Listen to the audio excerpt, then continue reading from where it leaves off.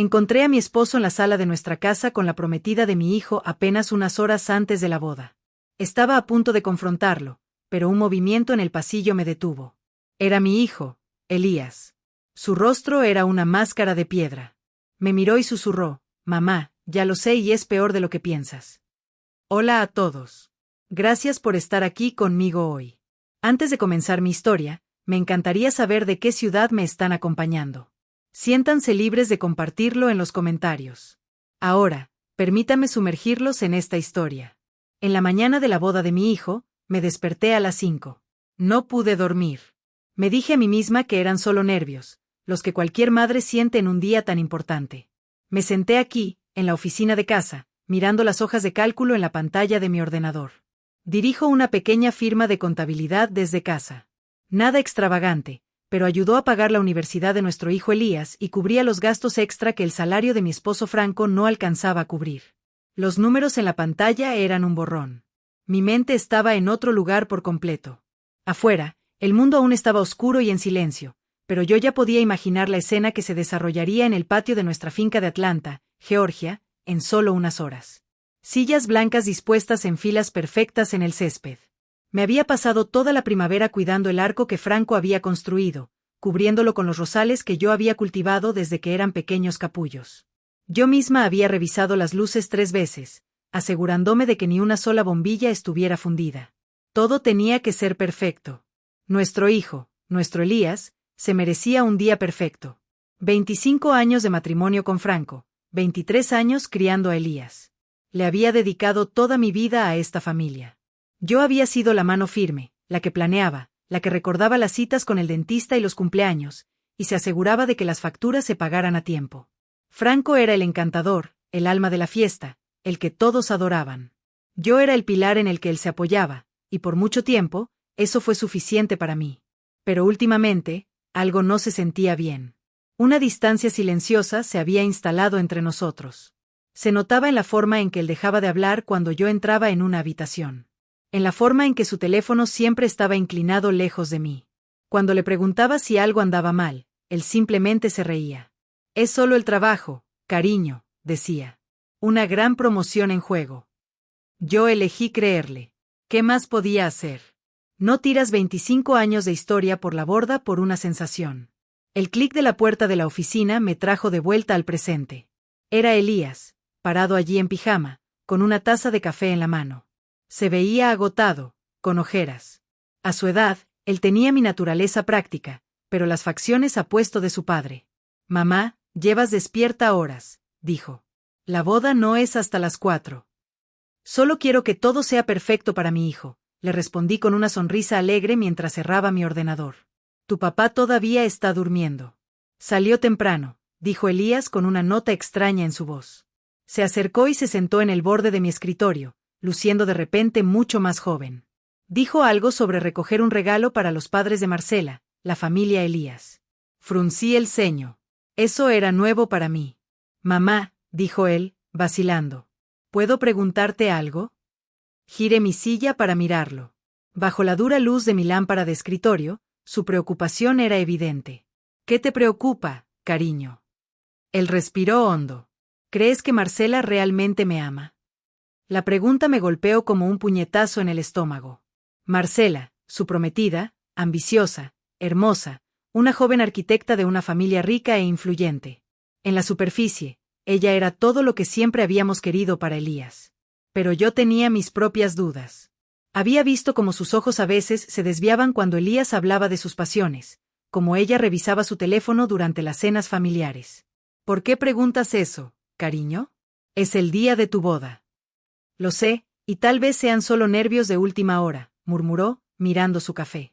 «Pero a veces cuando ella me mira, siento que me está mirando a través de mí, como si yo fuera solo una casilla que necesitaba marcar en su camino hacia la vida perfecta». Hizo una pausa. «Y últimamente, ha estado pasando mucho tiempo con papá. Siempre hablan de finanzas, de inversiones. Ella dice que él la está asesorando». Quería contarle las cosas que yo también había notado. Como los ojos de Franco seguían a Marcela por la habitación. Como él siempre encontraba excusas para ayudarla con su abrigo o rellenar su bebida. Como él sabía exactamente cómo le gustaba el café, 2 de azúcar y un chorrito de leche, sin tener que preguntarle. En cambio, extendí la mano y le apreté la suya. Los nervios de la boda son normales, cariño. El matrimonio es el paso más grande que darás en la vida. No son solo nervios, mamá, dijo, con la voz quebrándose. Por fin me miró, con los ojos llenos de un dolor que me aterrorizó. Creo que ella está enamorada de alguien más.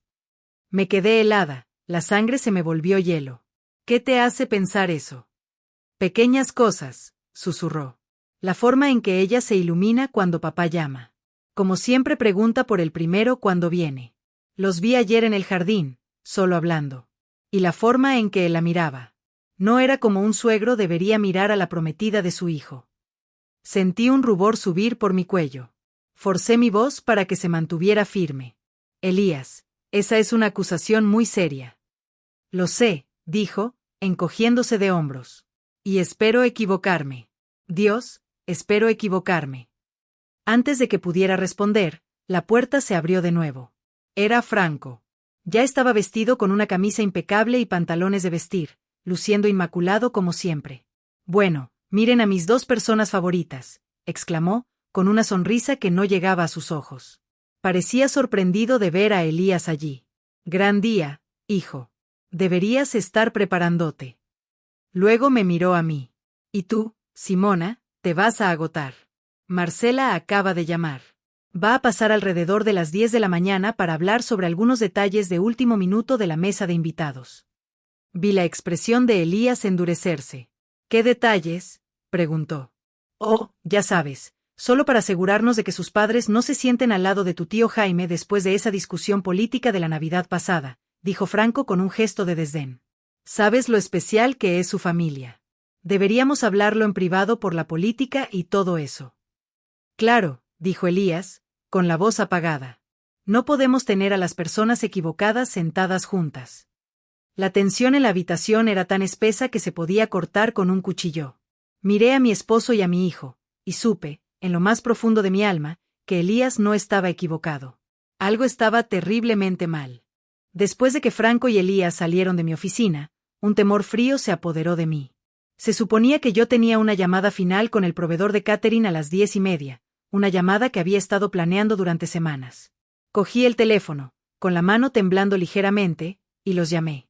Les dije que tenía una emergencia familiar y que necesitaba reprogramar. Era una mentira. La verdad era que había cancelado toda mi mañana. No podía quitarme de la cabeza las palabras de Elías, ni la nauseabunda sensación que la falsa alegría de Franco había provocado. Algo estaba sucediendo en mi casa hoy. Y por primera vez en 25 años, tenía la intención de averiguar qué era. Pasé las siguientes 2 horas fingiendo estar ocupada. Ordené la cocina, que ya estaba impecable. Reacomodé los centros de mesa florales. Cada sonido me hacía saltar. Cada coche que pasaba hacía que mi corazón latiera con fuerza. Me sentía como una actriz en una obra de teatro, interpretando el papel de la feliz madre del novio, mientras por dentro, me retorcía de ansiedad. Exactamente a las 10 en punto, un elegante BMW blanco entró en nuestra entrada. Era el coche de Marcela. La vi desde la ventana de la cocina bajar. Incluso con unos simples vaqueros y una blusa, parecía sacada de una revista. Se acercó a la puerta principal con la confianza natural de alguien que sabe que pertenece a ese lugar. El corazón me latía tan fuerte que lo oía en mis oídos. Salí por la puerta trasera y rodeé la casa, agachándome detrás de los grandes arbustos de hortensias que bordeaban las ventanas de nuestra sala. Me sentí ridícula, como un espía en mi propia casa. Pero la necesidad de saber, la necesidad de confirmar mis miedos o disiparlos, era abrumadora. A través del gran ventanal, pude verlos. Franco la había dejado entrar y estaban de pie junto a la chimenea, el lugar donde nos tomábamos nuestras fotos familiares cada Navidad. Él le estaba sirviendo una bebida. No pude oír sus palabras, pero su lenguaje corporal lo decía todo. Estaban cerca, demasiado cerca. Su mano descansaba en la parte baja de la espalda de ella. Era un gesto casual, uno que podría explicarse fácilmente, pero se quedó allí por un segundo demasiado tiempo. Apreté mis manos en puños, mis uñas hundiéndose en mis palmas. 25 años construimos una vida en esta casa. Leímos historias a Elías en ese mismo sofá.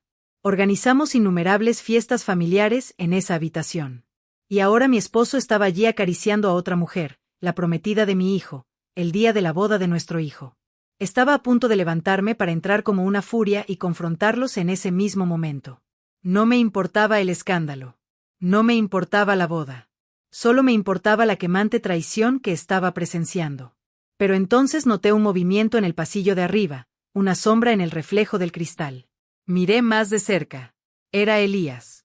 Estaba parado en la parte superior de las escaleras, escondido en las sombras, observándolos también.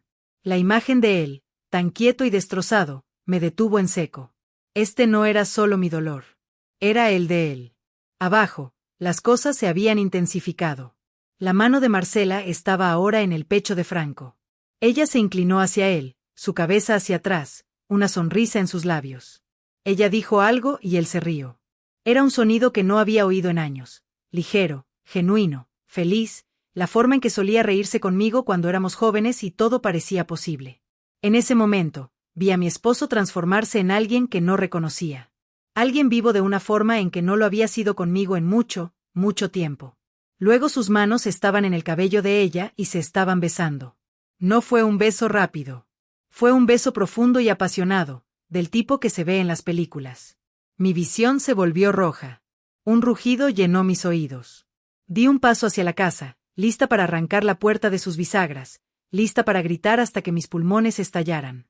Y entonces una mano agarró mi brazo. Me giré, con el corazón saltando a mi garganta. Era Elías. Se había escapado de la casa y había salido a buscarme. Su rostro estaba pálido, ceniciento, pero sus ojos ardían con una determinación fría y dura que nunca antes había visto. «Mamá, no lo hagas», susurró, con la voz tensa. «Todavía no, Elías. Esto es». Me atraganté con las palabras. Ni siquiera pude decirlo. «Sé lo que es», dijo él. Su voz era firme, aunque pude ver que sus manos temblaban. «Mamá, lo he sabido por semanas». ¿Semanas? La palabra salió como un susurro ahogado. Me quedé mirando a mi hijo, el chico que yo había criado, que ahora me miraba con los ojos de un hombre que había visto demasiado. Todavía estábamos agachados detrás de las hortensias. Las hermosas flores de las que yo había estado tan orgullosa ahora servían como escondite para la destrucción de nuestra familia. Dentro de la casa, mi esposo y la prometida de mi hijo se habían movido de la chimenea al sofá. No pude soportar mirar. No quise creerlo al principio, dijo Elías, con la voz baja y urgente. Seguía inventando excusas para ellos. Él solo está siendo amable. Ella solo está nerviosa por unirse a la familia. Pero seguía pasando, las miradas prolongadas, las conversaciones privadas, la forma en que ella se iluminaba cuando él estaba cerca. Se corrigió. Ese desliz, un doloroso recordatorio de una vida que ya no existía. Se suponía que ella iba a tener una nueva figura materna, no una rival. Elías, ¿por qué no me lo dijiste?, pregunté, con la voz temblando por una mezcla de conmoción y una extraña rabia protectora. No debiste tener que cargar con esto solo. Porque necesitaba pruebas, dijo, con la mandíbula apretada. ¿Y por qué? Me miró, sus ojos mucho más viejos que sus 23 años. Quería darles cuerda suficiente para que se ahorcaran a sí mismos. Sacó su teléfono. Sus manos temblaban ligeramente mientras tocaba la pantalla. Contraté a alguien, confesó. ¿Qué hiciste? ¿Qué? No soy estúpido, mamá. Después de que los vi almorzar juntos hace un mes, un almuerzo que papá me dijo que era una reunión de negocios y ella me dijo que era una tarde de compras con sus amigas. Supe que no estaba loco. Necesitaba saber la verdad. Me entregó el teléfono. Contraté a un detective privado. Contuve la respiración. ¿Un detective? Elías, el dinero. No te preocupes por el dinero, dijo con un gesto sombrío. Valió cada centavo. La primera foto en la pantalla mostraba a Franco y Marcela entrando al St. Regis Atlanta en el centro. La marca de tiempo indicaba que era hace 3 semanas, un martes por la tarde, cuando Franco supuestamente estaba en una conferencia de ventas regional. La segunda foto los mostraba saliendo juntos 2 horas después, con un aspecto acalorado y desaliñado. Hay 17 ocasiones diferentes, dijo Elías en voz baja mientras yo revisaba la galería de traiciones. Fotos de ellos en restaurantes con poca luz. Fotos de ellos pegados al coche de Franco en un estacionamiento privado. Fotos de ellos riendo, tomados de la mano, viviendo una vida completamente diferente a nuestras espaldas. Me sentí enferma. La magnitud del engaño era impresionante. Esto no era un error de una sola vez. Era una aventura calculada y a largo plazo. Me levanté de nuevo. Una nueva ola de rabia me invadió. Vamos a detener esto, dije, con la voz como el acero. Ahora mismo. No, la voz de Elías fue aguda, haciéndome agacharme de nuevo. Mamá, confía en mí. Tengo un plan. ¿Un plan, Elías? Esto es una locura. No podemos simplemente dejar que la boda. Absolutamente podemos, me interrumpió, con su voz resonando con una autoridad que nunca antes le había escuchado. Y lo haremos. Mamá, piénsalo. Si los confrontamos ahora, ¿qué pasa? Lo negarán. Lo distorsionarán. Papá dirá que estás histérica, que estás entendiendo mal las cosas. Marcela llorará y se hará la víctima. Le darán la vuelta a todo y nos culparán a nosotros. Él tenía razón. Ya podía oír la voz suave y conciliadora de Franco. Simona, estás exagerando. Ella es una joven nerviosa, y yo solo estaba ofreciendo un consejo paternal.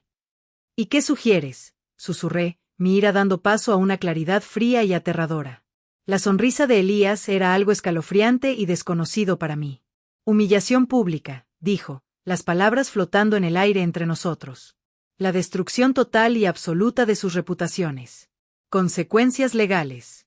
No solo vamos a terminar con esto, mamá. Vamos a asegurarnos de que nunca más puedan hacerle esto a nadie. Miré a mi hijo. ¿Cuándo se volvió tan calculador, tan despiadado? Luego volví a mirar por la ventana. Vi a mi esposo, el hombre que había amado y en el que había confiado durante un cuarto de siglo, empezar a desabrochar la blusa de Marcela en el sofá donde habíamos construido nuestra familia. Y en ese momento, supe que la mujer que yo solía ser, la esposa comprensiva y perdonadora, se había ido. Murió allí mismo, en la tierra detrás de las flores que yo había plantado con tanto esmero. Dime el plan, dije. Esa noche fue una de las más extrañas de mi vida. Franco llegó a casa actuando como si nada hubiera pasado, preguntando por los arreglos finales del catering. Marcela se había ido horas antes, y él era la imagen del esposo amoroso y el padre orgulloso. Habló de su discurso para la recepción, de lo orgulloso que estaba de Elías. La hipocresía era tan densa que apenas podía respirar. Yo solo asentía y sonreía, una cáscara vacía de mí misma, mientras por dentro gritaba. Después de que Franco se fue a la cama, Elías y yo nos reunimos en la oficina. La puerta estaba cerrada con llave, las persianas bajadas. Se sentía como un cuarto de guerra, y en muchos sentidos, lo era. En mi escritorio yacía el comienzo de un archivo de evidencia que haría llorar de alegría a un fiscal. Cuéntame sobre ese detective, dije, estudiando una foto de vigilancia que me revolvió el estómago. Su nombre es Aixa, dijo Elías. Aixa Whitfield. El nombre me golpeó como un chorro de agua fría. Aixa. Mi hermana. ¿Aixa? Elías asintió. No sabía a quién más llamar. Yo sabía que ella había sido policía por 20 años antes de jubilarse y abrir su propia agencia de investigación. Sabía que era inteligente y que sería discreta. Se veía un poco avergonzado. También sabía que ella nunca le cayó bien a papá. Solté una risa corta y aguda que sonó más como un sollozo. Mi hermana pequeña Aixa. Éramos cercanas, pero yo no le había contado sobre la creciente distancia con Franco. Había estado demasiado orgullosa, demasiado avergonzada para admitir que mi matrimonio podría estar fallando. La llamaré, dije, con la voz gruesa de emoción. Aixa contestó al segundo tono. Simona, es pasada la medianoche. Todo está bien. No, Aixa, nada está bien. Y entonces la presa se rompió. Le conté todo, lo que Elías sospechaba, lo que habíamos presenciado esa mañana, las fotos. Lloré a sollozos por primera vez en todo el día. Ella escuchó pacientemente, su voz calmada y firme al otro lado de la línea. No hubo conmoción o sorpresa, solo una aceptación sombría. No me sorprende, Simona, dijo en voz baja cuando terminé. He visto la forma en que él mira a esa chica. Esperaba estar equivocada. Elías me contó sobre las fotos, dije, secándome los ojos. ¿Qué más tienes? Más de lo que probablemente quieras saber. Su voz se volvió profesional. He estado siguiendo sus movimientos por 3 semanas. Se encuentran 2 veces a la semana, como un reloj, en el St. Regis Atlanta. Él siempre paga en efectivo. Comen en restaurantes elegantes a los que él nunca te llevaría. La semana pasada la llevó a Cardié. Sentí esa rabia de nuevo. Nuestro dinero. El dinero que yo manejaba con tanto cuidado, el dinero que se suponía que era para nuestra jubilación, para nuestro futuro. Y, Simona, la voz de Aixa se suavizó. Hay algo más. Algo más grande. He estado investigando las finanzas de Franco, tratando de averiguar de dónde venía todo ese efectivo para los cuartos de hotel y los regalos. Ha sido descuidado. ¿Qué encontraste?, pregunté, temiendo la respuesta. Hubo una larga pausa. No es solo Marcela, dijo, con la voz pesada. No es la primera vez. Encontré una serie de pagos mensuales regulares que se remontan a 15 años, siempre a la misma persona, una mujer llamada Nicole Jiménez. El nombre no significaba nada para mí. ¿Quién es ella? Investigué un poco. Ella era una asociada junior en su antigua firma cuando Elías era un niño. Se fue abruptamente hace unos 15 años. El pago comenzó unos meses después de que ella se fue. Aixa respiró hondo. Simona, ella tiene una hija, una chica de 15 años llamada Zoe. Hice una verificación de antecedentes. El padre no figura en el certificado de nacimiento, pero te aseguro que Franco es su padre. El teléfono se sintió pesado en mi mano. No podía respirar. ¿Una hija? ¿Toda una otra hija? 15 años de mentiras. 15 años de una doble vida. Los viajes secretos, los gastos inexplicables, la distancia emocional, todo encajó en una claridad horrible. Tengo que saberlo con certeza, Aixa, susurré. Lo sé, dijo ella. Yo me encargo. Pero, Simona, tienes que estar preparada.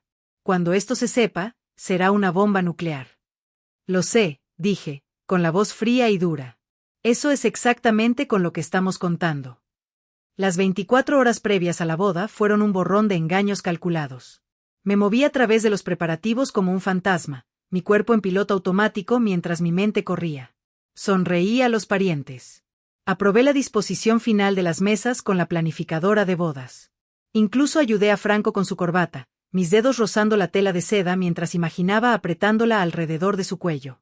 Cada interacción era una actuación, cada palabra educada, una mentira. Aixa trabajó rápidamente. Ella era una profesional y esto ahora era personal. Me dijo que tenía un contacto en un laboratorio privado. Es arriesgado, Simona, pero si podemos conseguir una muestra de ADN limpia de Franco, podemos hacer una comparación preliminar no legal con una muestra de la chica. Esa noche, después de que Franco se durmió roncando suavemente a mi lado en la cama que habíamos compartido por un cuarto de siglo, salí de la habitación en puntillas. Mi corazón latía con fuerza con cada crujido del suelo. Fui al baño y tomé su cepillo de dientes de su soporte. Mi mano temblaba tanto que casi lo dejó caer. Se sentía como la última violación. Pero, ¿qué era esto comparado con las violaciones que él había cometido contra mí, contra nuestra familia?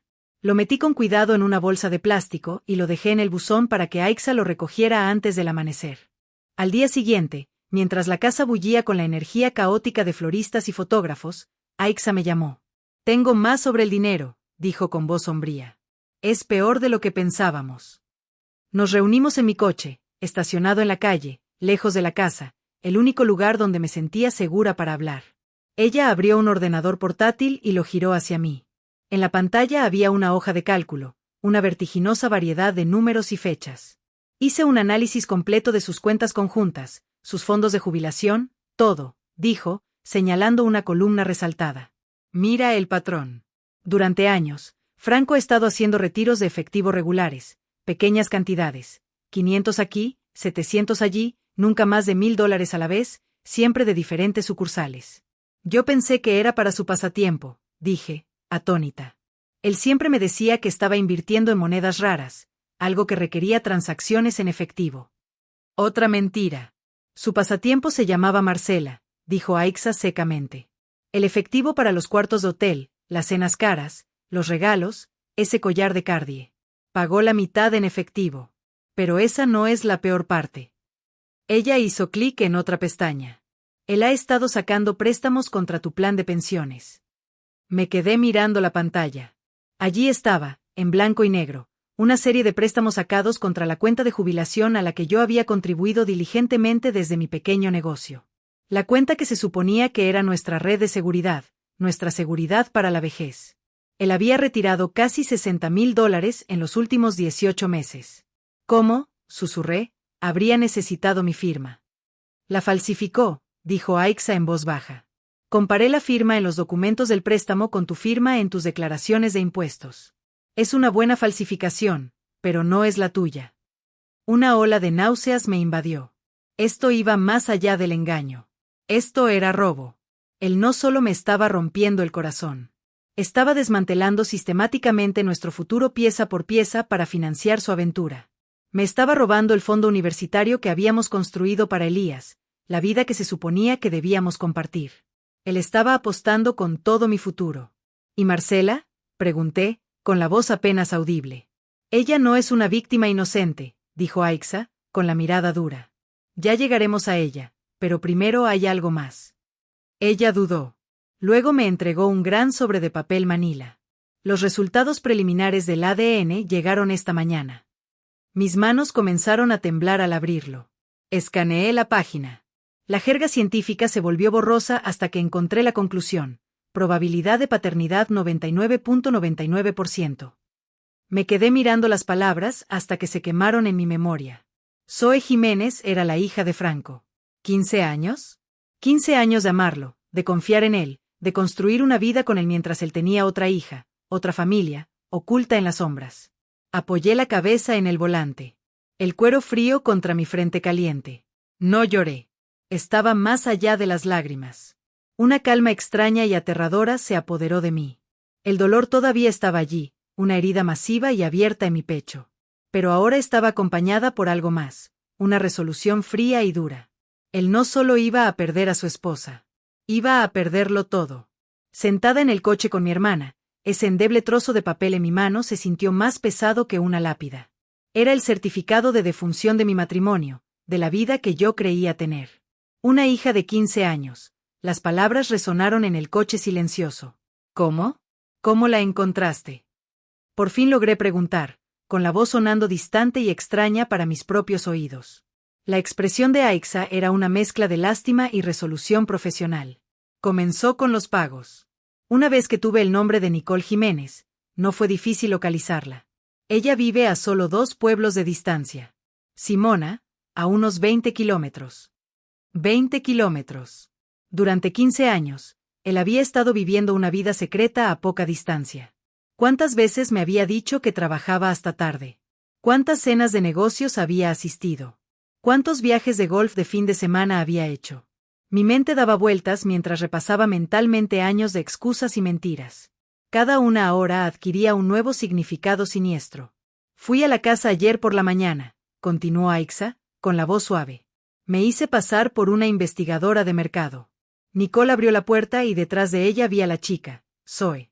Simona, es la viva imagen de él. Los mismos ojos oscuros e inteligentes que me atrajeron hacia él hace tantos años. La misma sonrisa. Es inconfundible. Lo imaginé, una adolescente inocente en todo esto que se parecía a mi esposo. Una hermana que mi hijo nunca supo que tenía. La idea era tan surrealista, tan monstruosa, que no podía procesarla por completo. Mi familia no solo estaba rota. Era un fraude, una mentira cuidadosamente construida que yo, sin saberlo, había ayudado a mantener durante más de la mitad de mi vida. La madre, Nicole, ¿sabe de mí? ¿De Elías? Pregunté. No puedo decirlo con certeza, admitió Aixa. Pero la forma en que ella vive, una casa bonita y un buen barrio escolar, pero sin una carrera llamativa, está claro que Franco es su principal fuente de apoyo financiero. Ella tiene todas las razones para mantener las cosas en silencio. Él no solo estaba pagando la manutención de un hijo, Simona. Él estaba financiando toda su vida con mi dinero, con nuestro dinero, el dinero de mis consultorías, nuestros ahorros, el dinero que robó de nuestra jubilación. La traición era tan profunda, tan estratificada. Me sentí como si me estuviera ahogando. Era un saqueo sistemático del trabajo de mi vida, de mi confianza y de mi futuro. Le devolví el informe de ADN a Aixa. Ponlo con el resto de la evidencia, dije. Mi voz, despojada de emoción, era entumecida. La conmoción era tan profunda que había cortocircuitado mi capacidad para sentir algo más que un vacío frío y pesado. Pensé en esa chica, Zoe. ¿Qué clase de hombre le dice a su hija que no puede reconocerla?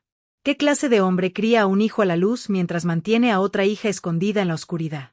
La crueldad, no solo hacia mí y Elías, sino hacia esta chica inocente, era asombrosa.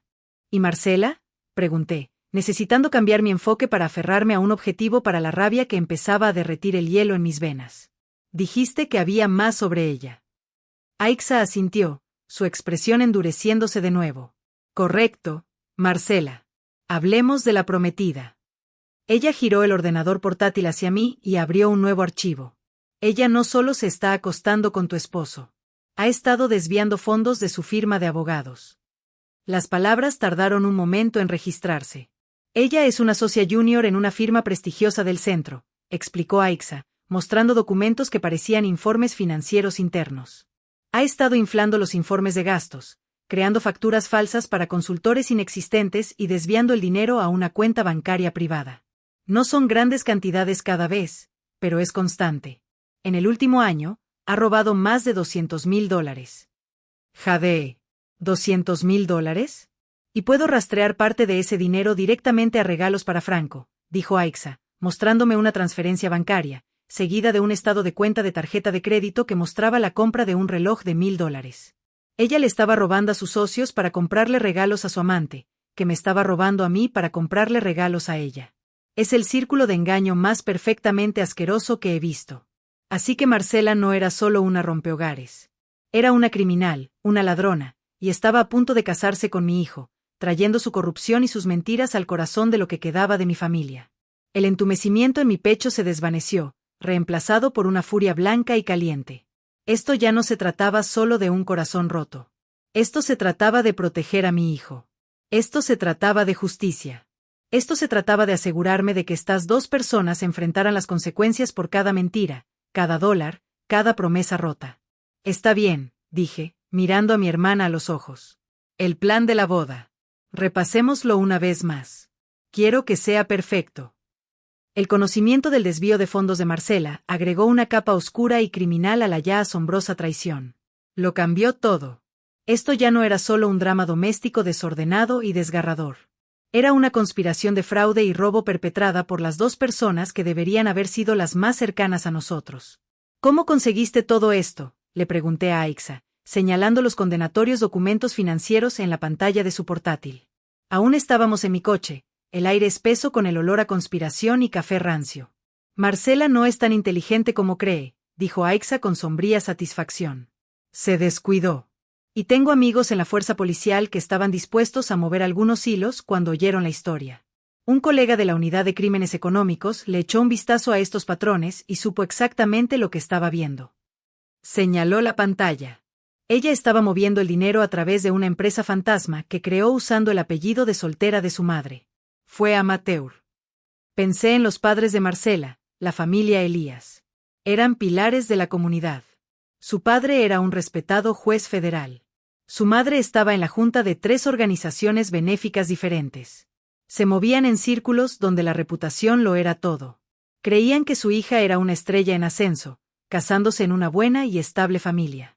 No tenían idea de que su chica de oro era una ladrona, y la familia estable en la que se estaba casando era un castillo de naipes construido sobre mentiras. La humillación pública los destruiría a ellos también.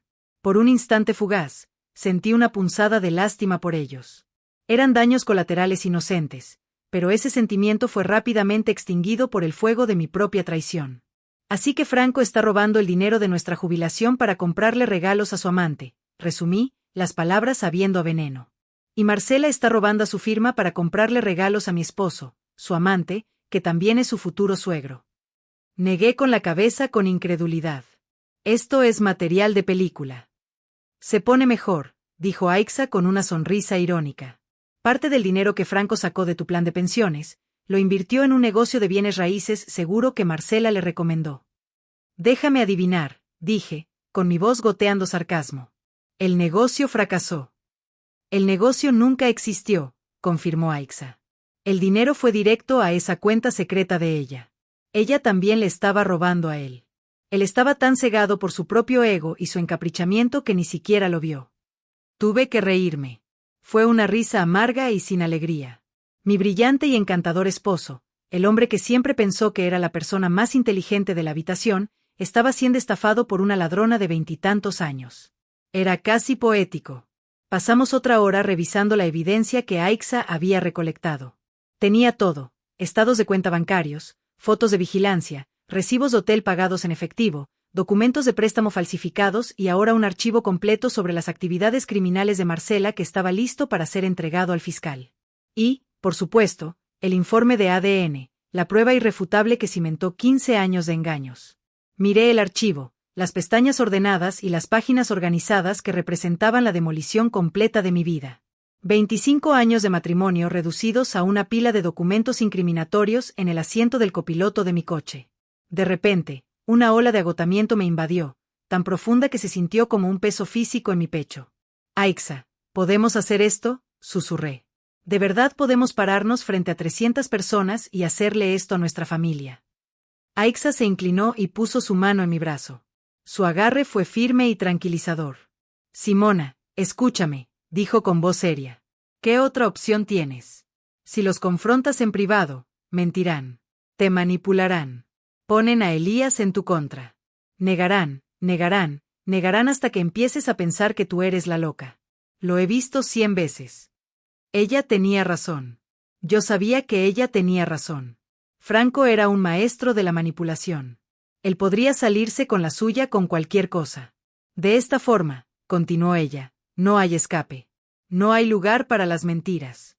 Solo hay la verdad presentada frente a todos los que intentaron impresionar. Esto no se trata solo de venganza, Simona. Se trata de las consecuencias. Marcela tiene que enfrentar tiempo en la cárcel. Franco tiene que ser responsable, no solo por la infidelidad, sino por el fraude financiero que cometió contra ti. Esta es la única forma de asegurarnos de que las mentiras se detengan para siempre. Respiré hondo, el aire viciado del coche llenando mis pulmones.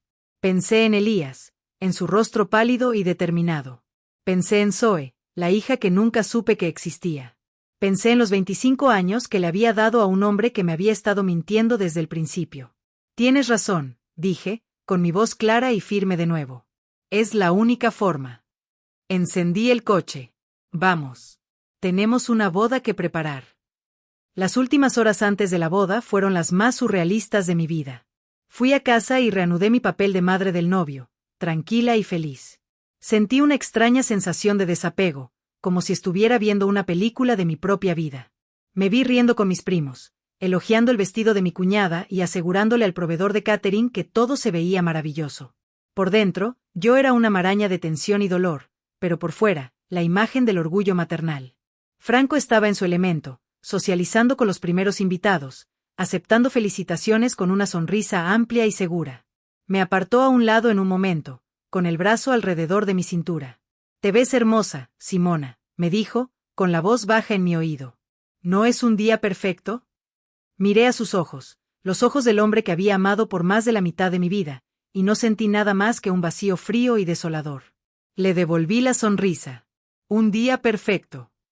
Mi hijo Elías era un espejo de mi propia compostura forzada. Saludó a sus amigos, posó para fotos con sus padrinos de boda y desempeñó su papel perfectamente. Pero cada vez que sus ojos se encontraban con los míos a través del césped lleno de gente, yo podía ver la misma resolución de acero reflejada allí. Estábamos juntos en esto. Éramos soldados esperando la señal para atacar. El plan era simple, y Aixa lo había ensayado con nosotros hasta que lo supimos de memoria. Ella había llegado temprano, disfrazada como miembro del personal de catering. Su equipo audiovisual profesional estaba oculto a plena vista. Había conectado su ordenador portátil a la gran pantalla de proyección que habíamos alquilado, supuestamente para un sentimental pase de diapositivas de las fotos de bebé de Elías. Nadie sospechó nada. Ella tenía un pequeño control remoto en su bolsillo. Cuando llegara el momento, todo lo que tenía que hacer era presionar un solo botón. Yo tenía mi propio papel que desempeñar. Había preparado los papeles de divorcio con mi abogado una semana antes, un hecho que había mantenido en secreto, incluso para Elías. Estaban firmados y notariados en un sobresellado en mi bolso de mano. También tenía una memoria USB con copias de cada pieza de evidencia que Aixa había reunido. De una forma u otra, mi matrimonio terminaría oficialmente hoy. No había vuelta atrás. No solo estaba planeando una confrontación. Estaba planeando el primer día del resto de mi vida. A las 4:05, Tomé mi asiento en la primera fila. El cuarteto de cuerdas comenzó a tocar, y los novios hicieron su entrada. Franco se sentó a mi lado, apretando mi mano con lo que parecía ser un afecto genuino. Sentí un temblor de repulsión, pero me obligué a no apartarme. Marcela apareció al final del pasillo, una visión de encaje blanco. Se veía radiante, hermosa y completamente fraudulenta. Sonrió a la multitud. Luego sus ojos encontraron a Franco en la primera fila. Por una fracción de segundo, una mirada pasó entre ellos. Una mirada de secretos compartidos, de conspiración triunfante. Ellos pensaron que habían ganado. Pensaron que estaban a solo minutos de cimentar su futuro perfecto y engañoso. Elías estaba parado en el altar, su rostro una máscara ilegible. Cuando Marcela se unió a él, le tomó la mano. Su expresión nunca vaciló. Miró a la multitud, sus ojos escaneando los rostros hasta que se posaron en el mío. Me dio un único y casi imperceptible asentimiento. Era el momento. El oficiante comenzó la ceremonia con las palabras habituales sobre el amor, el compromiso y la fidelidad. La ironía era tan densa que era casi sofocante. Me pregunté si Franco y Marcela estaban siquiera escuchando, o si ya estaban planeando su siguiente encuentro secreto. La ceremonia continuó. Intercambiaron votos que no sentían, promesas que ya habían roto 100 veces. Mi estómago se revolvía con cada mentira que salía de sus labios. Por fin, el oficiante llegó al momento crítico. Sonrió con benevolencia a la multitud. Si alguien aquí tiene alguna razón por la cual estos dos no deben unirse en santo matrimonio, hable ahora o calle para siempre. Un silencio se apoderó de los 300 invitados. Este era el momento. Mi corazón golpeaba tan fuerte contra mis costillas que pensé que podría romperlas. Pude sentir los ojos de todos sobre nosotros. Tomé una respiración lenta y deliberada. Luego me levanté. En el instante en que me puse de pie, un jadeo colectivo recorrió a los 300 invitados. El aire, que se había llenado con las suaves melodías del cuarteto de cuerdas y la cálida brisa de la tarde, de repente se volvió denso y silencioso. Todas las cabezas en el jardín se giraron hacia mí. Pude sentir su confusión, su conmoción, su curiosidad como una fuerza física. Franco, sentado a mi lado, se puso rígido. «Simona, ¿qué estás haciendo?», siseó, agarrando mi brazo. «Siéntate. Estás haciendo un escándalo». Me quité su mano como si fuera una serpiente venenosa. Miré más allá de él, mis ojos fijos en mi hijo, Elías, que estaba parado en el altar, su rostro pálido pero resuelto. Él sabía que esto venía. Lo habíamos planeado. Luego miré a Marcela, cuya sonrisa radiante se había congelado en una máscara de horror confundido. «Lo siento mucho, a todos», dije, con mi voz clara y sorprendentemente firme. Se extendió por el jardín silencioso. «Me disculpo por la interrupción, pero creo que el oficiante preguntó si había alguna razón por la que este matrimonio no debía proceder». Hice una pausa, dejando que el peso de mis palabras se asentara. «Y sí, la tengo. Tengo una razón». Una ola de murmullos recorrió a la multitud. Vi al padre de Marcela, el juez Elías, comenzar a levantarse de su asiento, una expresión de indignación en su rostro. «Señora Valdés, ¿qué significa esto?», tronó. «El significado, juez Elías», dije, girándome para mirarlo, «es que su hija está a punto de casarse con mi hijo bajo falsas pretensiones, y creo que usted y todos los demás aquí reunidos hoy merecen saber la verdad». Saqué el pequeño control remoto de mi bolso. Era el que Aixa me había dado. Mi pulgar se cernió sobre el único botón rojo. «La verdad», balbuceó Franco, con el rostro enrojecido. «Simona, has perdido la cabeza. Estás avergonzando a nuestro hijo». «¿Lo estoy, Franco?», pregunté con calma, volviendo mi mirada hacia él, mi voz bajando a una calma helada.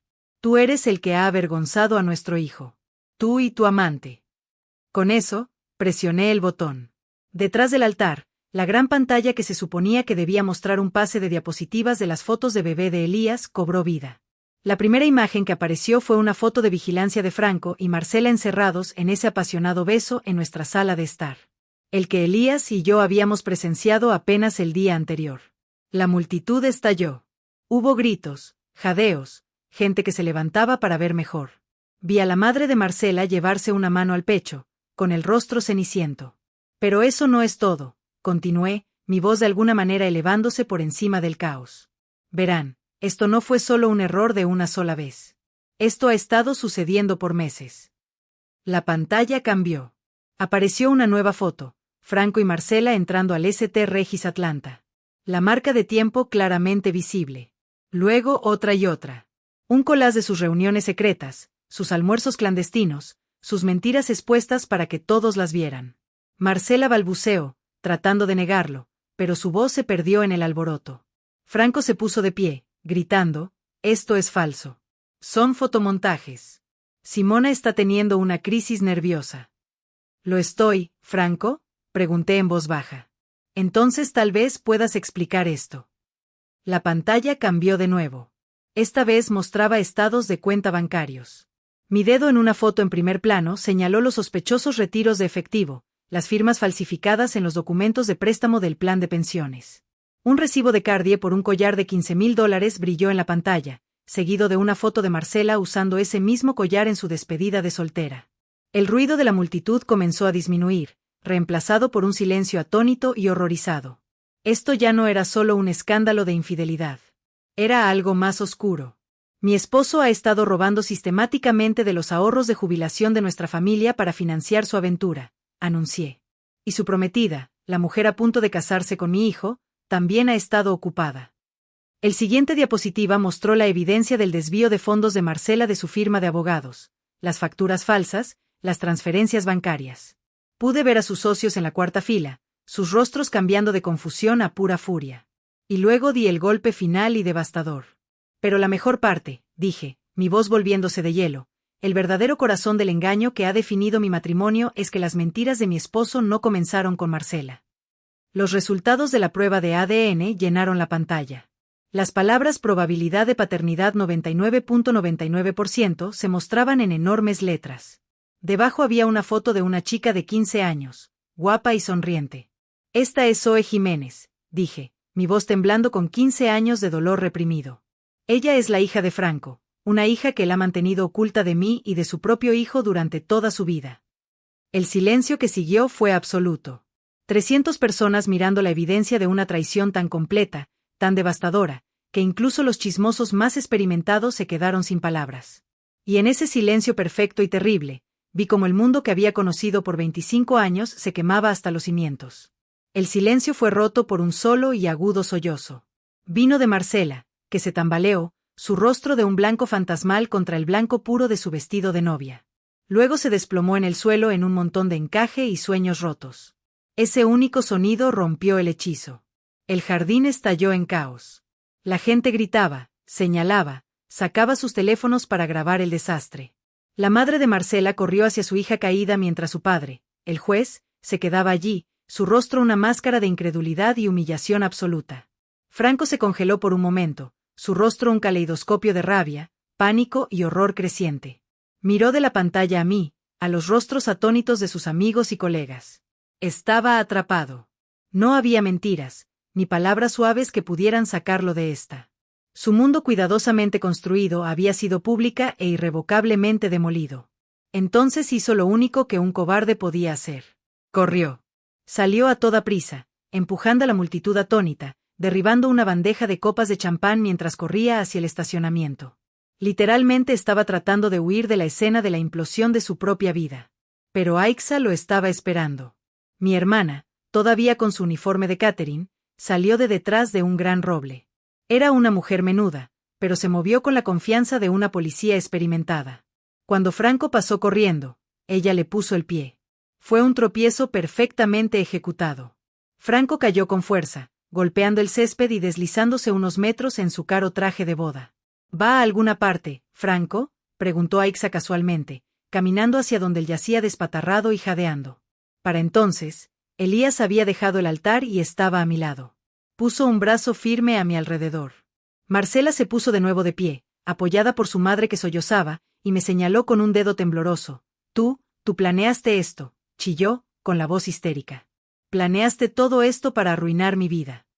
No, Marcela, dijo Elías, con la voz fría y clara, cortando su histeria. Tú arruinaste tu propia vida.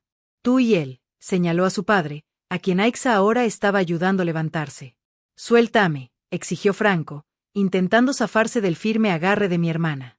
No puedo hacer eso, Frankie, dijo Aixa, usando un apodo de la infancia que lo hizo estremecer. Verás, Soy una investigadora privada con licencia, y tengo motivos para creer que has cometido múltiples delitos graves, incluyendo fraude financiero.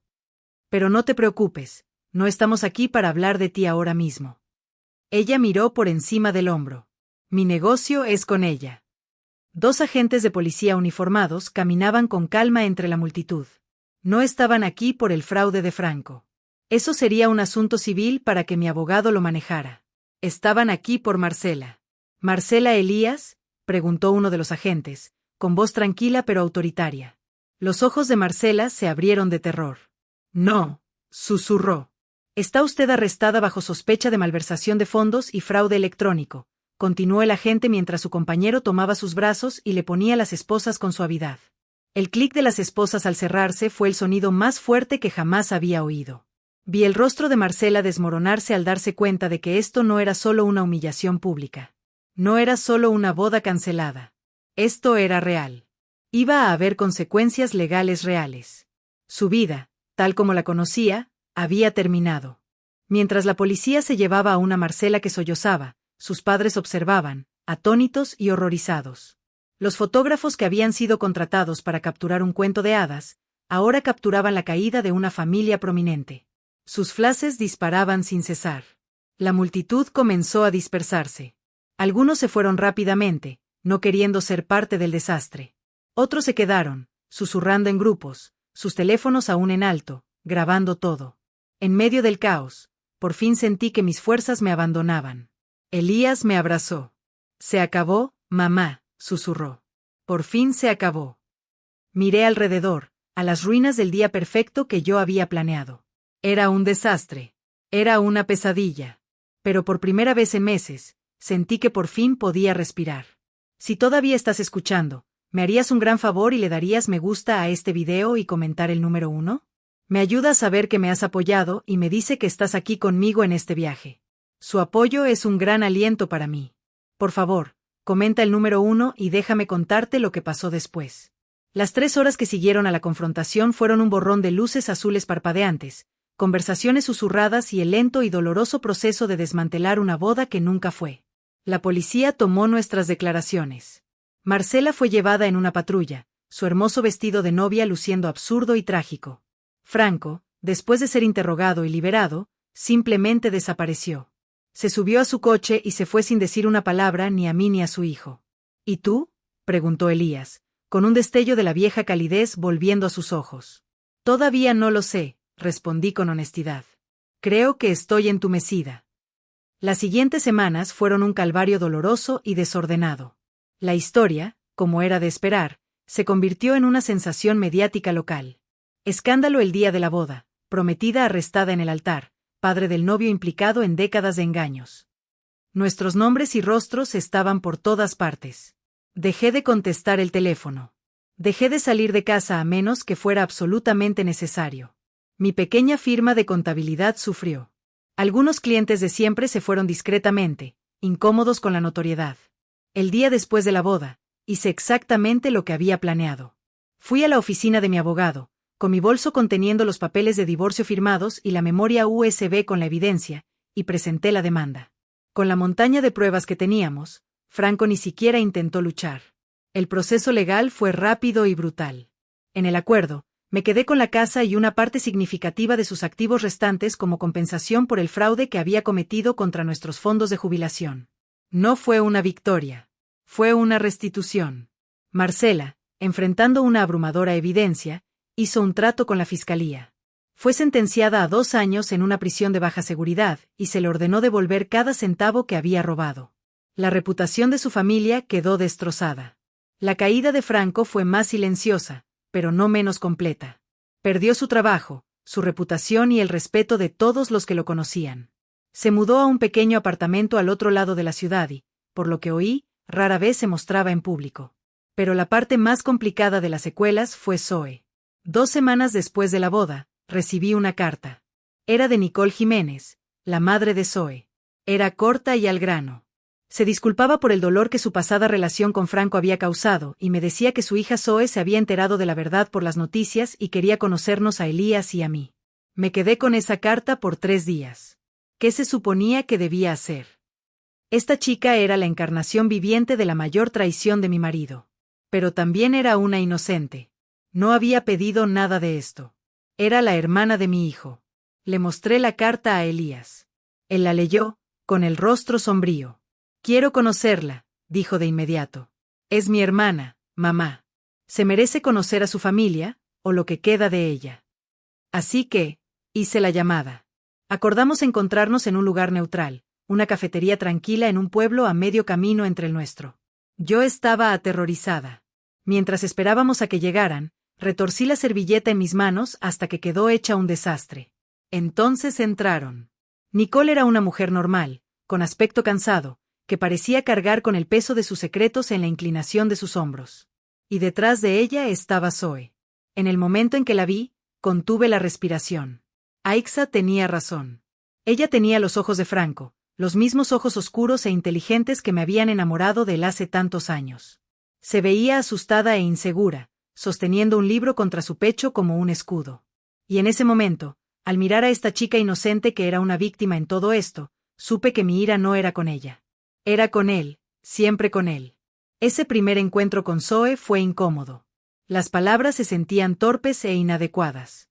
Elías, bendito sea su corazón, hizo la mayor parte de la conversación.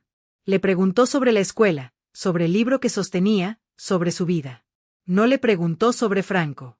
Simplemente la trató como a una persona, como a una hermana que estaba conociendo por primera vez. Yo, en su mayor parte, solo observaba, intentando reconciliar la imagen de esta chica tímida y dulce con la monumental mentira que ella representaba. Poco a poco, de forma tentativa, empezamos a construir algo nuevo. Nos volvimos a ver para tomar un café, luego para almorzar. Elías y Zoe comenzaron a enviarse mensajes, descubriendo un amor compartido por las películas viejas y la comida picante. Me encontré esperando verla, oír sobre su vida. Ella era brillante, divertida y amable. Era un alma inocente atrapada en los escombros causados por nuestros padres. Un año pasó. La vida se instaló en un nuevo ritmo desconocido. El divorcio se finalizó. La tormenta mediática disminuyó, reemplazada por escándalos más nuevos y frescos. Vertí mi energía en reconstruir mi negocio y, poco a poco, mis clientes empezaron a regresar.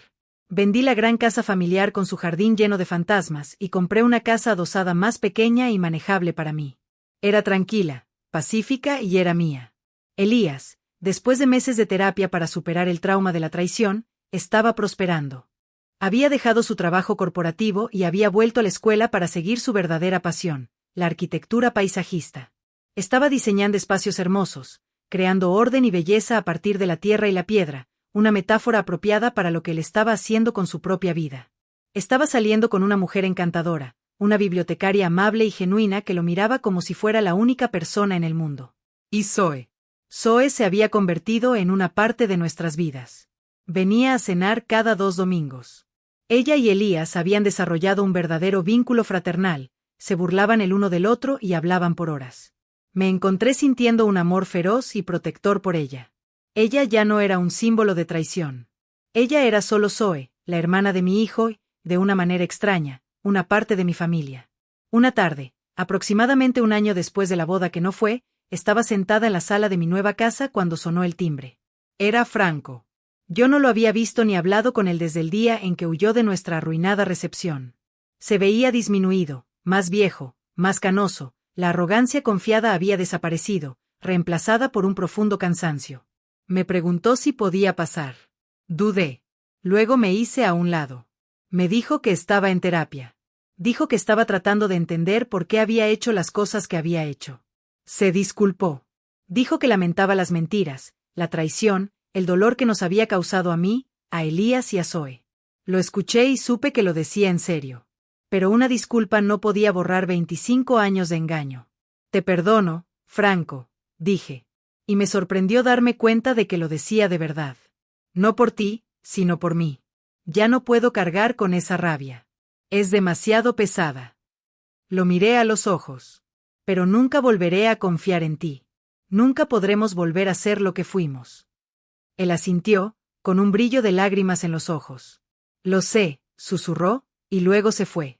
Esa noche, mientras me preparaba para acostarme, me encontré pensando en la mujer que yo era hace un año, agachada en la tierra detrás de las hortensias. Estaba tan destrozada, tan perdida. Deseé poder volver atrás y decirle que todo estaría bien, que el dolor no era el final de la historia. La familia que yo creía tener era una mentira.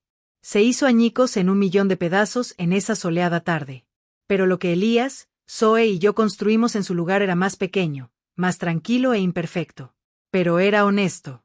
No estaba construido sobre mentiras cómodas, sino sobre una verdad difícil, dolorosa y, por fin, liberadora. Habíamos perdido todo, pero al hacerlo, habíamos encontrado algo real. Y por primera vez en mucho, mucho tiempo, eso se sintió suficiente. Gracias por escuchar mi historia. Si has pasado por algo similar o si alguna parte de esto te ha resonado, por favor, siéntete libre de compartir tus pensamientos en los comentarios. Tus historias importan. Y si te gustaría escuchar más, por favor considera darle me gusta a este video y suscribirte al canal. Sé amable contigo mismo y nos vemos la próxima vez.